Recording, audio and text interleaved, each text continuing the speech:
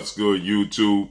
It's your boy, Blue Blood Sports TV, back at y'all with another one. So, we got some very interesting news.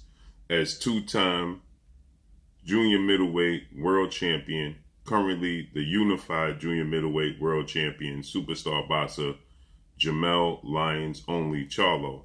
34 wins, 1 loss, 1 draw. 18 wins by way of knockout. 31 years of age.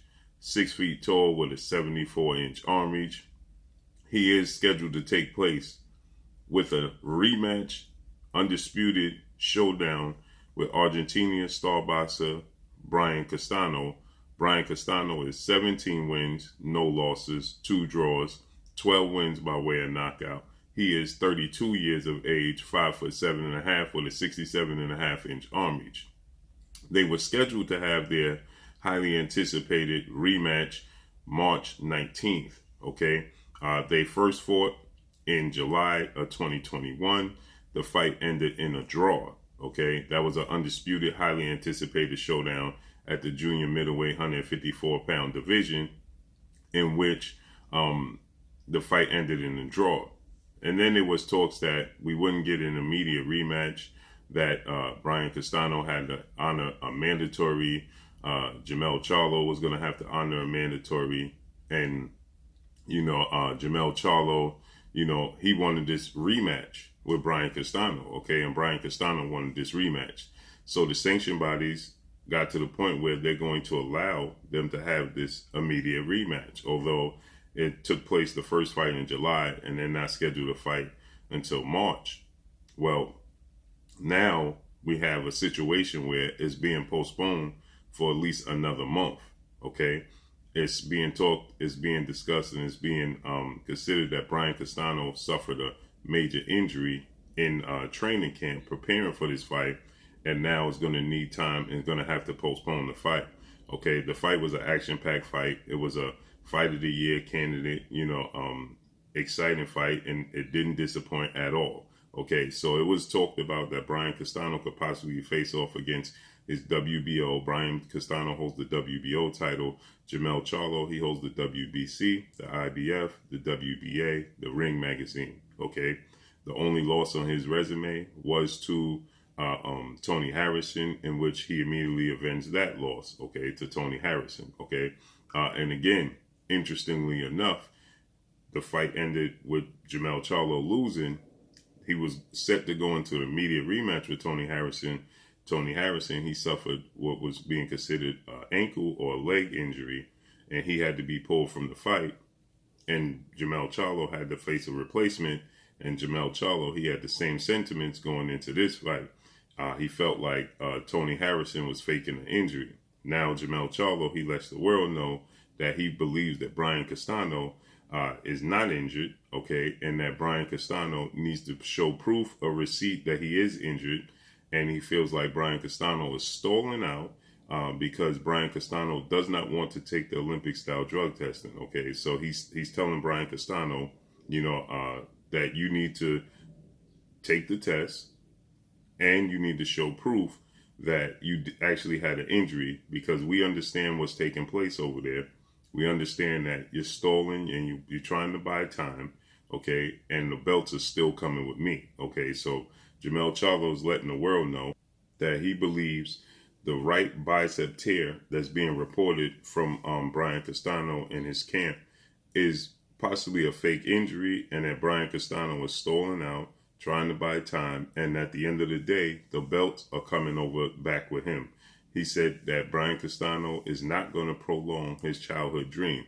So this is what Jermell Charlo had to say, quote, I'm in straight war mode. He said, I don't care what's going on, what type of tricks they're trying to play over there. Nothing else really matters. I'm prepared to endure pain and find a solution at any moment. One belt to grab, and I've completed a dream that an 8-year-old boy had set out to achieve. Never changed my mindset, only to get stronger. Castano pulled out of the fight to buy time for a bigger knockout that's coming. It's not on me, it's in me. He said the air we breathe is not the same. True essence of what alliance only really means. I won't let this type of adversity slow my grind. I peep all the moves that they're making 2 steps ahead of them. Somebody tell Castano, show those doctor reports and take them VADA testing so we can move forward with knocking him out. Period. So, Brian Castano, Jermell Charlo, he feels like Brian Castano is buying time, okay? That Brian Castano is stalling him out, and he's truly not injured, okay? So Jermell Charlo, he's letting him be known, he wants to put pressure on Brian Castano and on the fans to press Brian Castano, okay, and let Brian Castano know, one pony ain't going to stop this show, and you ain't going to stall me out. We still going to be prepared for whatever you bring to the table, okay? In the first fight, I felt like Jermell Charlo clearly could have knocked out and stopped Brian Castano. I feel like Jermell Charlo, he let off the gas. I feel like Jermell Charlo, he stalled him out, okay?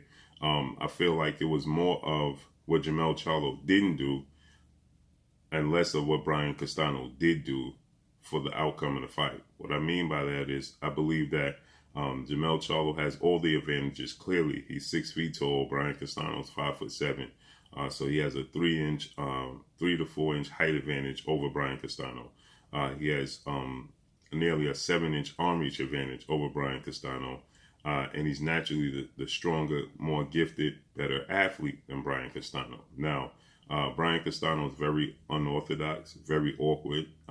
He has a rough, rugged style, a la, that of fellow Argentinian, former world champion, Marcos El Chino Maidana. Okay, they throw these weird angle punches, these hooks, these overhand rights and overhand lefts and hooks to the body, and if you're not seasoned and you're not prepared, those tactics will overwhelm you. And I believe in this fight, where Jermell Charlo, he just showed Brian Castano too much respect, okay?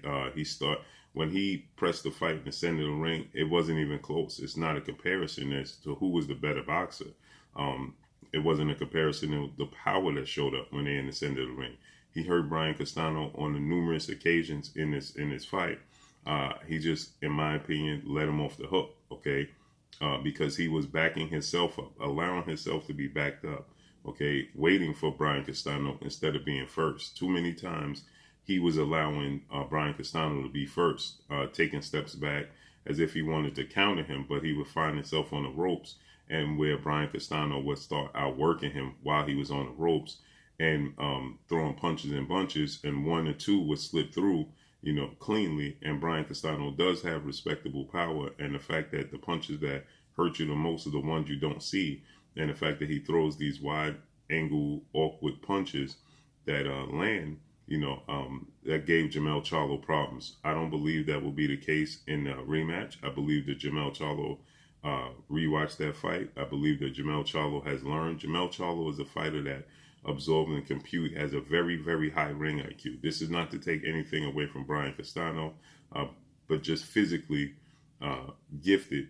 Jermell Charlo is just a physically more gifted boxer, okay? He just has the more talent, okay? And normally, 9 times out of 10, great big men beat great little men. Although Brian Castano campaigns at the junior middleweight 154-pound division, he's still a smaller guy than Jermell Charlo. And he's not as good as gifted as an athlete as Jermell Charlo. Jermell Charlo was far more accurate than Brian Castano. The problem, again, was Jermell Charlo, he just let off the gas all too much in the first fight, okay? He wasn't active enough. He didn't press the fight enough. When he had Brian Castano seriously hurt and in a compromised position, he didn't capitalize on it. He let off the gas. Now, Brian Castano, in his case, he is up against it, okay? He's at a size disadvantage. He's at an athletic disadvantage. And Brian Castano has a very high ring IQ as well. He knows how to make sure he capitalizes on his shortcomings, okay? He knows where he has to make up for the lack of size and the lack of athletic ability. So he's very tricky, just like Marcos Maidana. They have mastered the craft of what they need to do to be successful. And in this case, Brian Castano, he knows that he needs to pressure Jermell Charlo, consistently back him up to the ropes, and he can't let off the gas. So his conditioning has to be at 1,000%. And so that's why Jermell Charlo feels like he's stalling. And I believe that Jermell Charlo will make the adjustment. I believe that Brian Castano will make some slight adjustments, but there's not many adjustments he can make because he's just physically at a size disadvantage. There's way more adjustments that Jermell Charlo can use and make to be successful, okay? More so when he's going on the back foot, use his jab more to control the pace and control the distance of Brian Castano. And when he feels himself is getting too close, 2 steps away from the ropes, he needs to pivot back into the center of the ring, not let Brian Castano, physically and mentally pressure and allow himself to get on the ropes and try to counter him there, because now Brian Castano, he has 2 advantages, okay? So here's, like you say in football, when you have a cornerback trying to guard a receiver that's very, very fast, you use the sideline and you use yourself, okay? So you have 2, it's 2 versus 1. So when Brian Castano knows he backs Jermell Charlo up to the ropes, he can't go anywhere athletically, okay? Now, he limits his athletic ability. Now he makes it just purely, a counterpunch situation where either I'm going to outwork you or you're going to outwork me, or we're going to work together and I'm going to get one in and you're not. You understand? So he puts Jermell Charlo against the ropes. He used the ropes and himself. So now he limited Jermell Charlo. But when Jermell Charlo pivots into the center of the ring, his feints, his size, his athletic ability, his speed, it all plays a major part, because you don't know if he's going to be lateral. Is he going north and south? Is he going to come downhill? You don't know. And his jab is long, and he has a beautiful combinations that he puts together with a high ring IQ. So Brian Castano's ability to get Jermell Charlo on the ropes limits his athletic ability, and it makes him more predictable as to what he wants to do on the ropes. And that's where Brian Castano has an advantage. So with that said, I truly believe that Jermell Charlo is going to make the adjustment. I believe that Jermell Charlo is going to get him in the center of the ring. And I believe Jermell Charlo is going to stop Brian Castano. So let's see how this unfolds and plays out. But he said he had a right bicep tear, and that he's going to be out 4 weeks, at least 4 weeks. So they're going to have to reschedule the date from March, possibly. 4 weeks will put him about April. So it looks like the fight could happen about May. So let's see how this unfolds and plays out. But that's all I got for y'all. Make sure you hit the like button. Drop a comment in the comment section. Let me know what y'all think. Y'all already know what it is. It's your boy Blue Blood Sports TV. Hate, like, comment, and subscribe. If you haven't subscribed, hit the subscribe button. Hit the like button. Hit the bell icon to get all the new notifications.